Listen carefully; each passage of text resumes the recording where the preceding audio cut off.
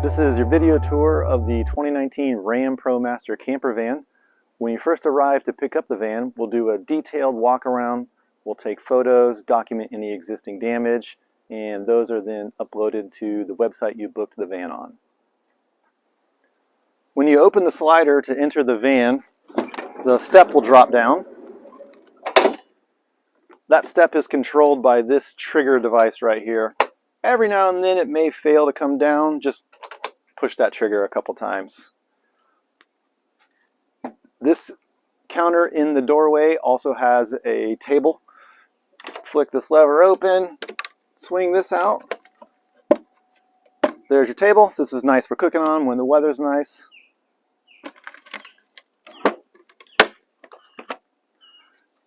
On the left side of the entryway we have all of the switches and everything is labeled. So first we have our overhead light switch. There's also a dimmer on that.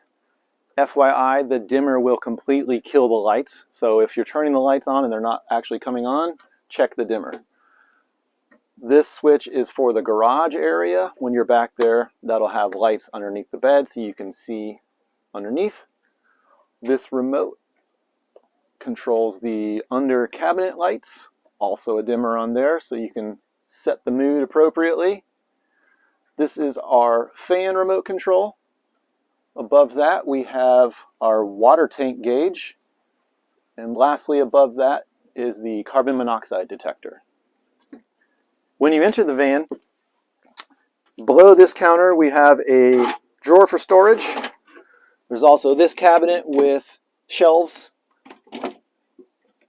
We also have these cabinets to the rear, additional shelving in there. This one also has a mirror on the inside of the door. And all of these cabinets have these clips or latches. When you close them, you have to give it a firm push so that it latches closed. Above that is the electrical cabinet. And in here is pretty much everything for the electrical system. You really don't have to pay attention to it that much, but I'll show you how everything works so that you know how to use it. So in this cabinet we have all of our electrical controls. We've got our breaker and fuse box. This is our DC disconnect, solar disconnect, engine charging, selector switch. You guys aren't going to have to touch any of this stuff. Our inverter control, and then our battery monitor. And we'll start with the battery monitor. The battery monitor has a few useful display screens. If you push minus or plus, you'll cycle through the screens. The most obvious one is this percentage screen, and this is what I just say to leave it on. Currently we're at 99.1%, so the batteries are full.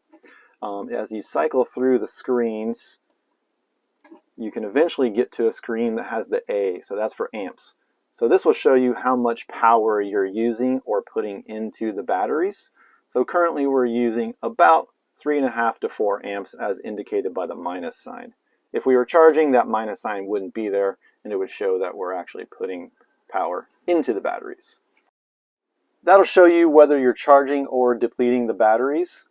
In this van, there are 3 ways to charge the batteries. When the engine is running, you'll charge the batteries. If you plug into Shorepower, and you can plug into really any electrical outlet.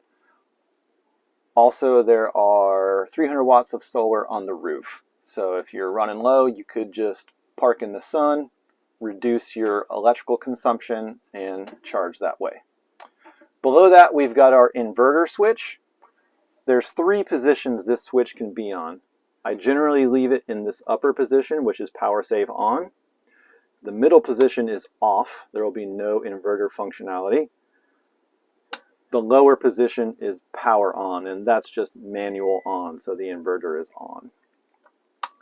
As I mentioned, just leave it in power save on, and what that is the inverter every now and then sends out pulses, checking to see if anything is plugged in or any device that uses the inverter needs to be turned on. If it detects that, it'll power up and you can use your AC devices. The caveat to this is if you have a device that doesn't really draw that much power, you'll need to put it in power on, the manual on mode. And an example of that in the van is the microwave. The microwave does not use enough power to tell the inverter to turn on. It's plugged in, the clock should be on right now, but it's not. So if you want to use the microwave, just put it in the power on mode. The inverter will kick on. Boom, now the microwave is on and can be used as normal. Inverters, when they're on, use power, so it is best practice to try and leave it in the power save on mode. It just conserves your battery power. If you're driving a lot, that's probably not going to matter. Another note, if you do plug into Shorepower, the switch needs to be either in power save on or power on. When you plug in, this green LED should illuminate, and that will confirm that the inverter is getting shore power. There's a few things that use the inverter. That would be the microwave, the air conditioner, as well as the 110 outlets. The air conditioner is the elephant in the room. It will run on the batteries. However, it will also kill the batteries in less than an hour. So I always say, if you want to use the air conditioner, you need to be plugged into shore power.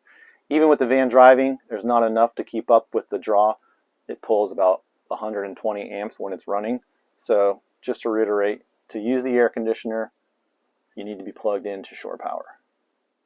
Okay, so to demonstrate the air conditioner working on batteries, but remember, you need to be plugged into shore power to use this air conditioner, or else you'll kill the batteries quick. There are two knobs to control it. This first knob is the thermostat knob. There's no heater up here. It just makes it more cold or less cold. And then this forward knob controls fan speed as well as low cool or high cool. So we'll turn it on here to low cool. Here's your adjustments. But if we now look at the amp screen on our battery monitor, we're drawing over 100 amps. That's huge. So it is possible to run the air conditioner on the batteries, but it will kill your battery system in less than an hour. Okay, so the breakers and fuses panel, we've got two sections.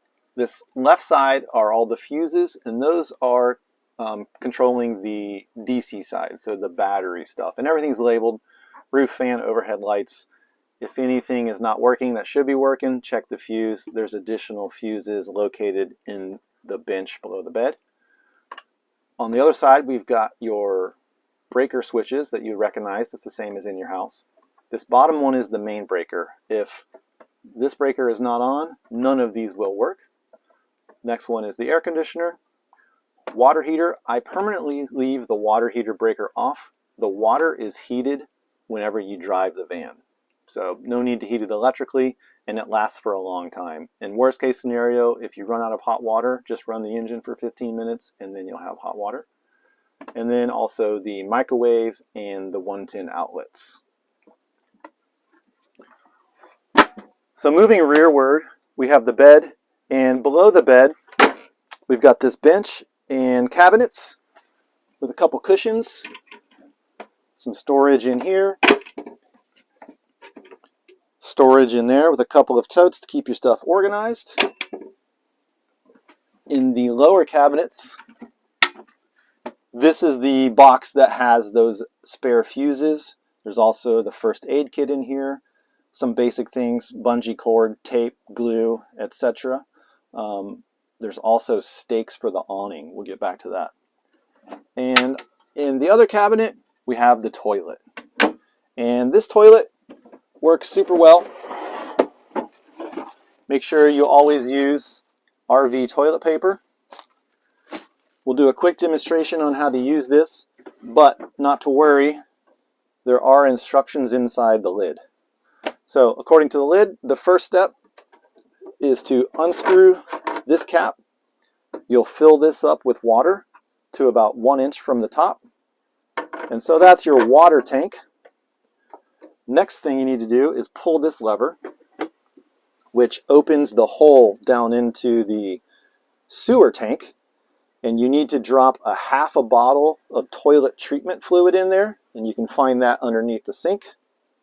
So drop half a bottle down there, close it again, and so now you're ready to go. So according to the lid, if you pump this handle 15 times, what that does is it pressurizes the water tank so that when you push this button, it'll fill water into the bowl. Pull this lever again to drop the contents down into the waste tank. So once it's full and you need to empty it, there is a gauge on the front to show you how full it is. It doesn't make any sense right now when there's nothing in it, but when there are contents in there, it will make sense. You can empty this in any toilet, your friend's toilet, a porta potty, a pit toilet if you're at a park, etc., or even a RV dump site. On the back, there's a lever. Just pull out on the lever and then lift up on the bowl. That separates the two halves. So then you can just take this half to any old toilet, rotate this up, take this lid off, and then dump it out. And you're good to go.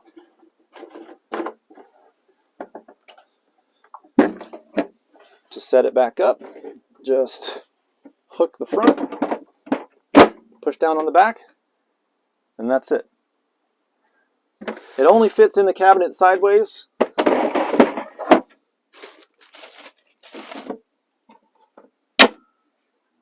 At the head of the bed are two additional reading lights. To use those, just push this button once. You'll get a blue night light. Push it again. The light itself comes on. Push and hold to dim. And then tap it again to turn it off. And those are super nice for sitting in bed with additional light. There's more storage above the bed. Microwave is up here.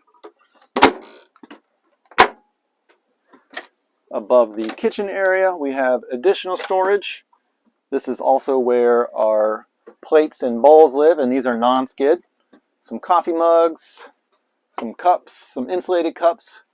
This is where your measuring cup lives. This is a dish drying rack, cutting board. Over here you've got a portable lantern, and this is a lantern and a Bluetooth speaker, so you can set it up on the folding table that comes with the van. Your French press for your coffee, and then this fan. And this fan, you can suction cup it to the window or wall. It has one of these 12-volt plugs which can be plugged in right here. There's also a plug at the foot of the bed.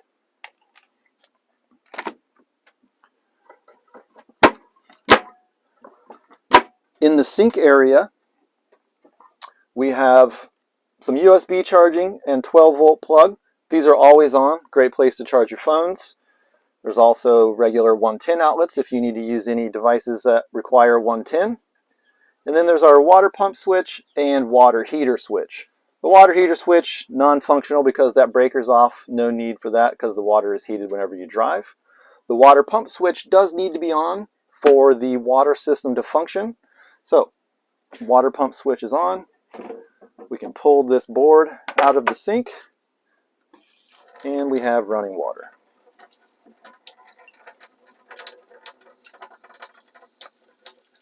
The cold water side has less flow than the hot water side because the water is running through a filter. I personally drink the water that comes out of the tank, but it's personal preference, your choice. And the hot water, nice and hot, works great, that engine water heater. The water drains down into a gray tank located below the van. It's about a 9-gallon tank, and gray water can get stinky, so you want to empty that as much as you can. And the way you empty that gray water tank is there is a switch that controls a valve, and the switch for that is located on the left side of the dashboard. Currently it's in the open position. You're more than welcome to leave it in the open position. Sometimes you might not want to do that if you don't want wherever you're camping underneath the van to get muddy. So if you want to close it, just put it in the closed position. And it's about a 9-gallon tank. Even if you forget to empty it by opening the valve and dumping it, there is an overflow on it, so it'll slowly drip out. Once you get somewhere where you can empty it, Maybe that's driving down the road. Maybe you found a grassy spot, whatever. Just flip the switch down to open. The valve will open and the water will drain out. This window behind the sink can be opened, and this can be opened in the rain. To open these windows, just twist these knobs. You'll see the window crank open. And these work great too when you have the van closed. Crack those windows and you have the fan on. Creates great airflow, comes right through here across the bed. So when the weather's nice, the sleeping conditions are optimal. There's really good airflow. This window also has a blackout curtain. It's just one of those roll down shades. Underneath this section of the counter is the refrigerator and freezer. So to access that, just lift up the countertop. And here's our fridge and freezer. It's basically a giant electric cooler. This left side is the freezer compartment. So all of the cold is generated on that side, so that's the coldest part. Middle section is the next coldest, so that's where your, milk, whatever would go. And then the farthest away from the freezer is the least cold side, so a good place for your fruits, veggies, anything that doesn't need to be kept as cold. And this thing works great. You never need to turn it off. It's always on. Works awesome. These drawers in the kitchen, the top one, all your silverware, knives, wine key. Below that are the spatulas, additional knives, a lighter, can opener, scissors, some clips, etc. The drawer below that, koozies, some matches, dish towels. That brings us over to the under the sink cabinet. And so under here we've got some cleaning supplies, a trash can with trash bags, fire extinguisher, and of course the toilet treatment bottles. And remember, you need to use half of one of these bottles for each tank of the toilet.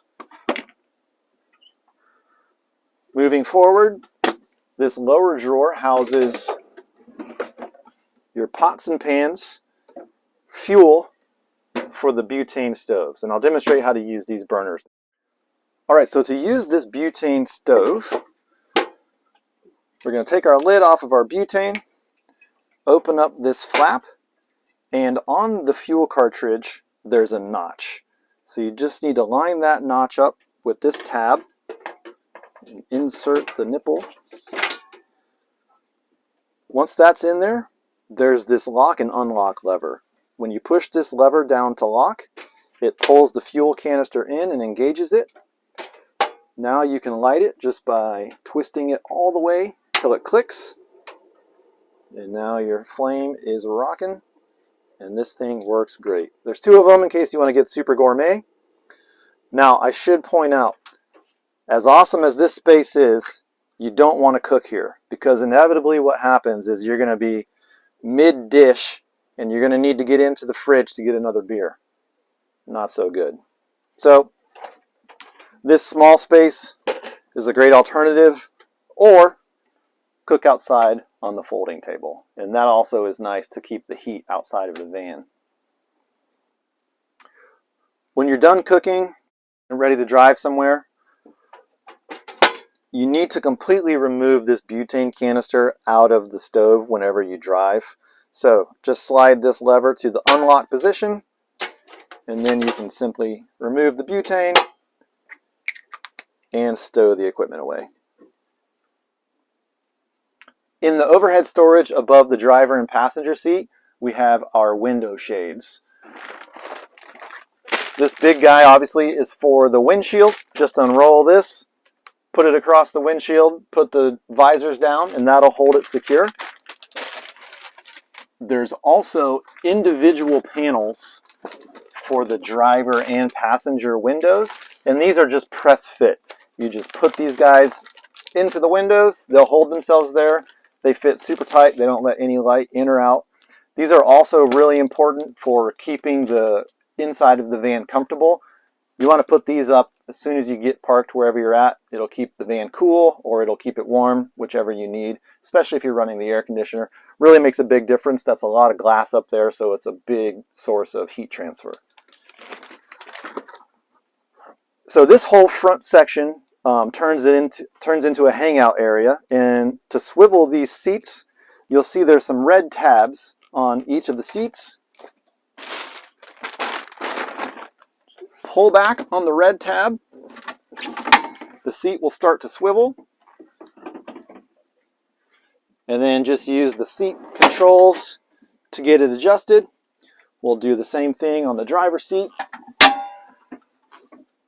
And it hits the steering wheel, no problem. Just slide the seat, finish swiveling it, and then slide it back.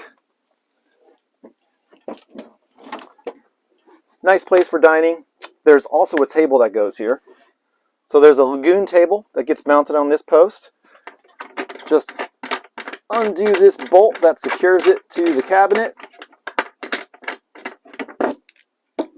and slide the table up. So we've got a hole, we've got a post, just drop that down on there, and you can tension this guy down to provide a little bit more resistance when it swings around. And so this is super nice for dining, working. You can move it around to be comfortable for whatever position you need.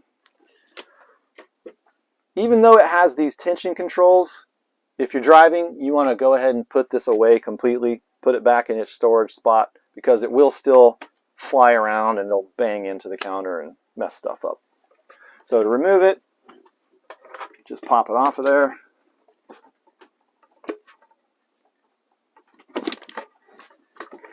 Drop it back down into its slot and screw the bolt in so that it doesn't rattle around. At night, this upper area gets a little bit dark. There's an additional light right here. Just push this button to turn it on and push and hold to dim.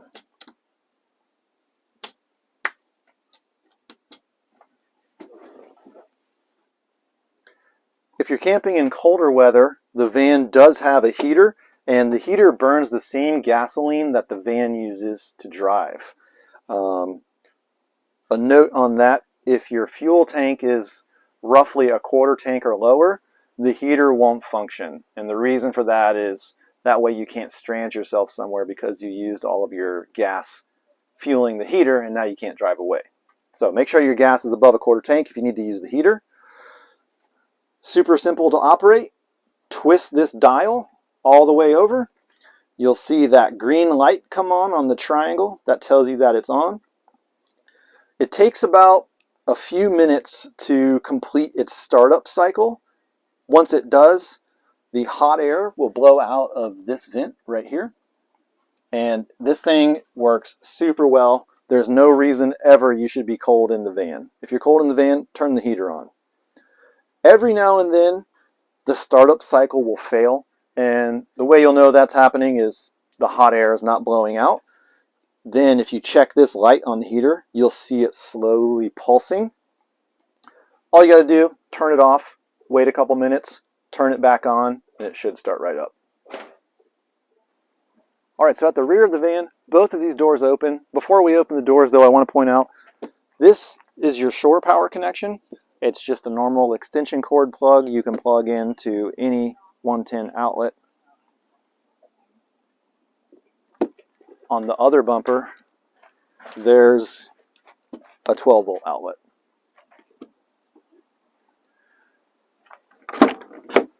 To open the second door, just pull this lever back. On the inside of the rear of the van, we've got additional light switches. This does our garage lighting, so this lights up the garage area as well as inside the cabinets in the back here. There's also a light switch for the ceiling lights. In this cabinet, pop this access panel off. We have our extension cord for hooking up to Shorepower. We also have some orange leveling blocks, and you can put one or two of those in front of or behind your tires, drive up on them, back up on them to get yourself leveled out as best as you can. There's also an air compressor in there in case you need to pump up the tires. And the way you would do that is if you move these leveling blocks, You can see the back of the inverter and an outlet. Just plug the extension cord into that outlet, and then you can reach all of the tires with the air compressor.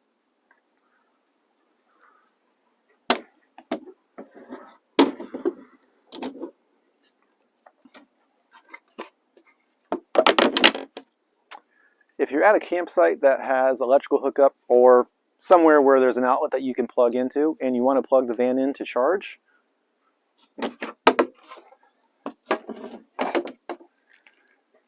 just get out the extension cord. The female end just plugs right in to the van, and then plug the male end into your outlet and you're good to go. Remember though, for the shore power to work, the inverter switch in the electrical cabinet inside needs to be either in power save on or power on. If you're at a campsite that has 30 amp hookup, it doesn't matter, but maybe the 110 outlet doesn't work and all there is 30 amp. There is a 30 amp plug adapter. Just plug this into the 30 amp plug and then you can plug in your extension cord. On the other side, we have our hot and cold rinse off. So you've got hot and cold water controls here. You can select the type of stream you want, whether you're showering, rinsing off your pet, your gear, whatever.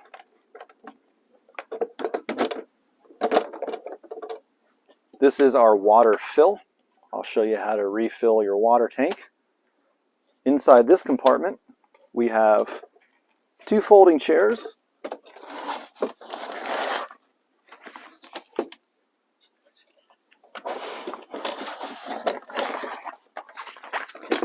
as well as a folding table. And if you look back in there are a couple of potable water hoses. Those white hoses, that's what you'll use to fill up your water tank. In here also are some jumper cables and our water filter for when we fill up the tank. So to fill up the water tank, if you use your water, so there's 20 gallons in the water tank and 4 gallons in the water heater. So you have about 24 gallons total of usable water. First, you need to get one of the hoses. So obviously, one end will connect to your water supply. On the other end, you're going to screw on this water filter. And this thing serves 2 purposes.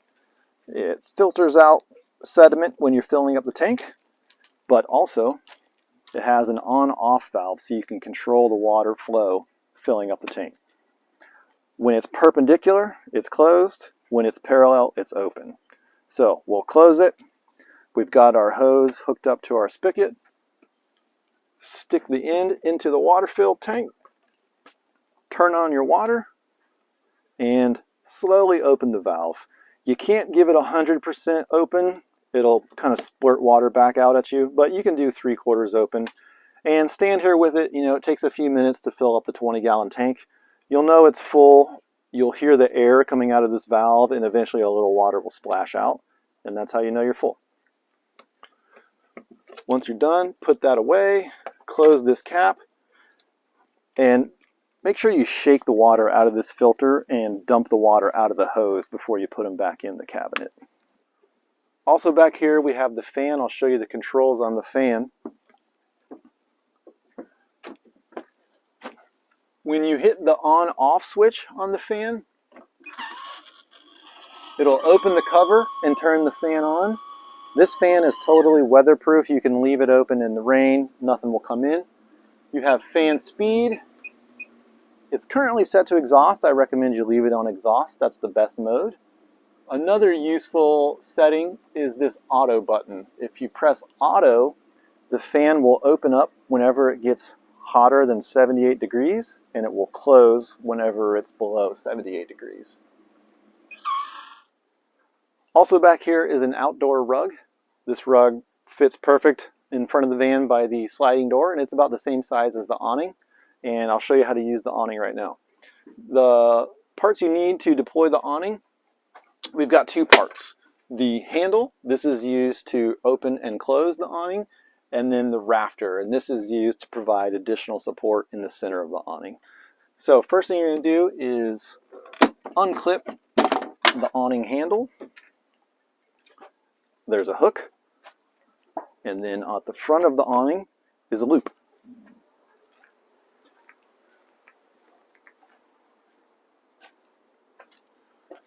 So you're just going to take this hook, hook the backside of the loop, and twist it out. And this awning is not self-supporting. It does have legs that you need to put down. So you're going to go ahead and lower it until you can comfortably reach that front edge. Now you can deploy the legs. And there's a tricky joint that you need to pay attention to over here on the awning. So if you watch this joint right here, you'll see that first it slides directly out, and then you can lower the legs down. Then just loosen this handle to extend the leg. We'll stick it out a little bit. Do the same thing on the other side.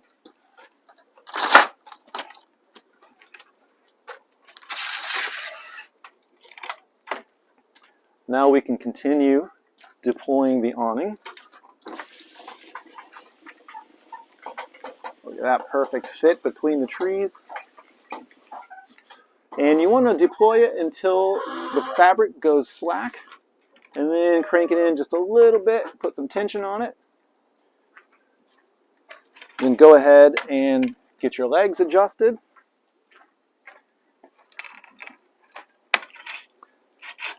And that's the awning. The awning works great. It really cools down the inside of the van. You can use it in light wind. If it gets windy, you definitely want to put it away. This thing could fold back and break. Not good. So if it's windy, make sure you put this away. Also, if you leave the van to go for a hike, whatever, put the awning away. It can handle some mild wind. It's always good to put the stakes in. You can find those stakes in the gear bucket where the extra fuses are. You can also leave it up in a light rain. If you have it out in the rain, there's a couple things you need to do. Number one, you need to make sure one side is higher than the other. So we'll go ahead and extend one side. That way the water has somewhere to run off. Additionally, you want to grab the center rafter. And so this rafter, same thing. There's a hook on each end, and it's extendable. So we're going to loosen that up.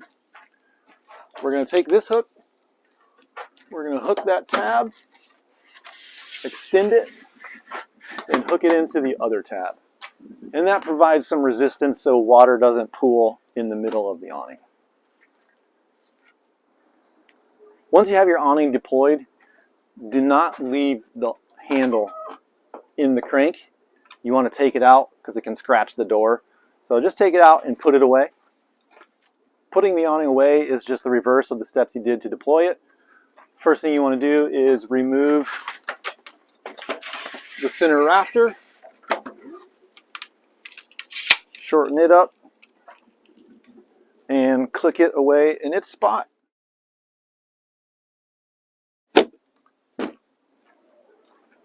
Next thing you want to do is tilt the legs in a little bit, and this will help provide support as you roll it up. And we're going to get our handle, hook the loop, and start cranking it in.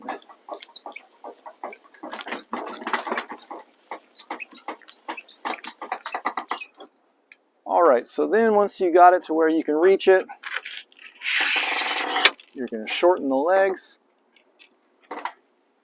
fold them up, and then they'll click back into place, so you want to press it until you hear a nice firm click, like so. So do the same back here. Shorten these legs. There's no need to bend down. Just loosen this lever and lift up on it. You also want to make sure this foot folds flat. And make sure it clicks. Once we've done that, we can continue cranking it the rest of the way in.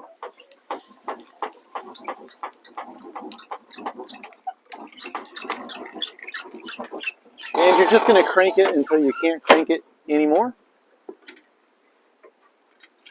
Take the hook away and stash it in the back.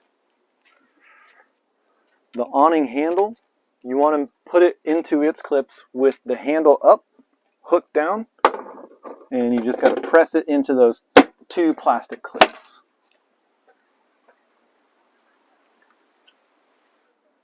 When closing the slider door of the van, sometimes it's a little difficult. Basically, you have to slam it. There is a little trick though. If you open the passenger door, that allows somewhere for the air to escape, and it's much easier to close the passenger door. The van uses regular gasoline. The gas fill is located on the driver's side, right behind the driver door. Just reach to the bottom of this flap, open it up, and there's your gas tank fill. The seat adjustment controls on this van are a little unconventional. They're located on the left side here, and there are these knobs. So this bottom knob, twist it to tilt the seat. The knob above that is for lumbar support. You can increase or decrease your lumbar support by twisting it. These levers control the height of the seat. The front lever controls the front seat height. The rear lever controls the rear seat height. These seats are already really high. You probably are not going to need to adjust these. They won't go down any lower than they already are. They will certainly go up higher, which will most likely make you too high. In the front, we have our position slider. Just lift up on it. Additionally, we have our emergency brake and heated seats. The heater is really strong. The steering wheel doesn't have a tilt, but it does have a telescoping function. If you reach underneath, there is a lever, and then you can telescope the wheel in or out so that you get your best driving position. Push it back in to lock it. Before you do your test drive, the way the key functions on this van, there's 3 buttons. The unlock button unlocks the front doors only. The lock button locks every door. This bottom button unlocks the slider door and the rear cargo doors. There's also a button on the top to flip the key out.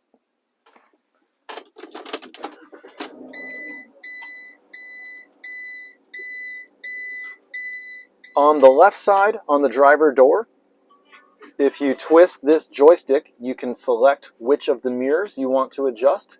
Each side has 2 separate mirrors that are independently adjustable. This next button is to fold the mirrors in or out. Then we have our window up-down controls, our door locks. On the left side of the dash is the Graywater dump valve. That is used to open and close the Graywater tank.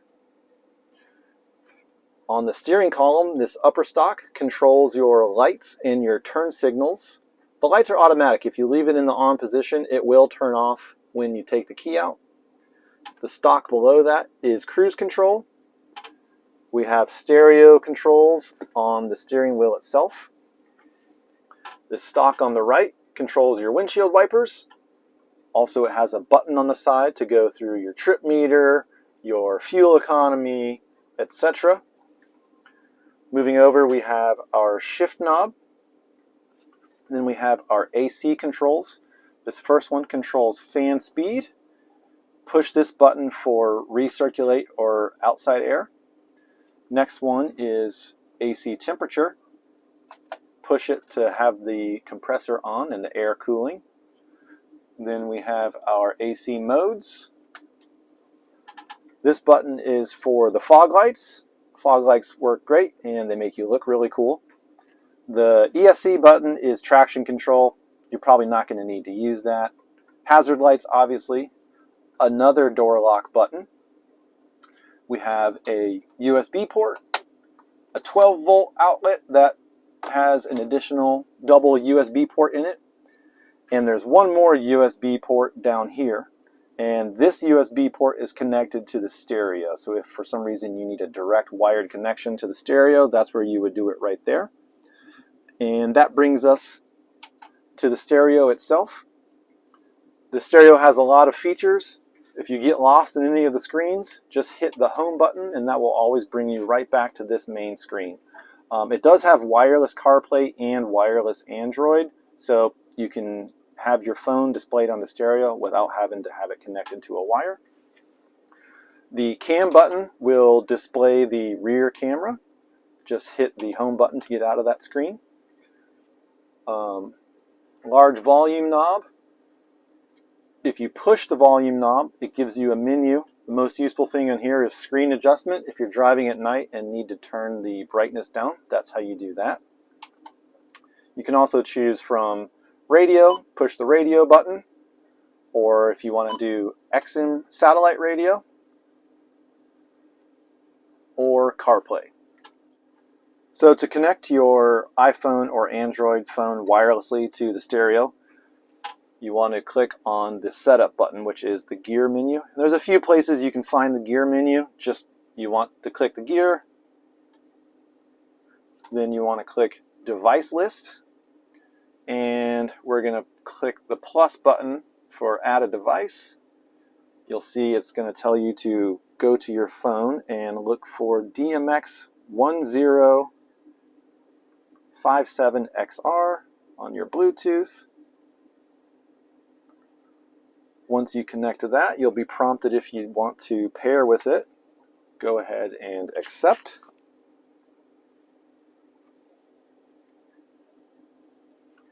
Yes.